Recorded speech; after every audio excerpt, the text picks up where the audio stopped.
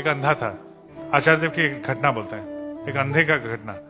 उसका संसार में कोई नहीं था, बस अपना पत्नी था, वो थे, और 2 बेटी थी जिनको शादी देना था। पैसा नहीं था, खाने दाने पानी का भी पैसा नहीं था। घर के पिछवाड़े में उसका पकवानी करने का एक बंदोबस्त था। वहां उसका पत्नी एक दिन जो भी मिला था उसको पका रही थी। पकाने के क्रम में ऐसा हुआ तो घर से कोई आवाज आ रहा है, उसके पति के साथ कोई बात कर रहा था। तो पति के साथ जो बात कर रहा था, पति अंधा था, तो देखा खिड़की से कि बहुत सुंदर एक मनुष्य खड़ा है वहां, और पति को क्या क्या सब बोल रहे हैं। तो वहीं से एक कपड़ा का था, वो बोला कि आप बैठिए इस पर। बोले खिड़की से हाथ ऐसे घुसाया तो वो आदमी गायब हो गया। तो पति से पूछा कि क्या वो आदमी कौन था? बोले क्या मालूम, नहीं मालूम, लेकिन वो आदमी हमको बोला कि तुम काम शुरू कर दो। वो क्या करता था, गगरा बनाता था, तो डिजाइन वाला गगरा होता था।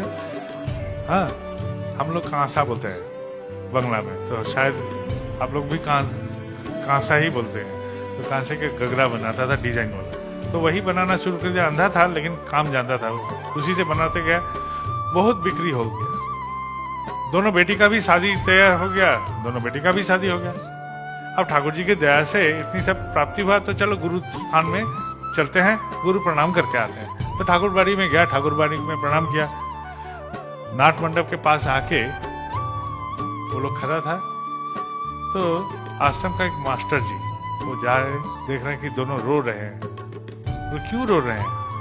तो वो आदमी बोला मैं अंधा हूँ, मुझे मालूम नहीं, लेकिन ऐसा ऐसा घटना हुआ था, कोई मेरे घर में आए थे, ऐसा ऐसा बोला, तो मेरा पति उसका चेहरा देखे थे, वही बैठे हुए हैं, ऐसा बोला।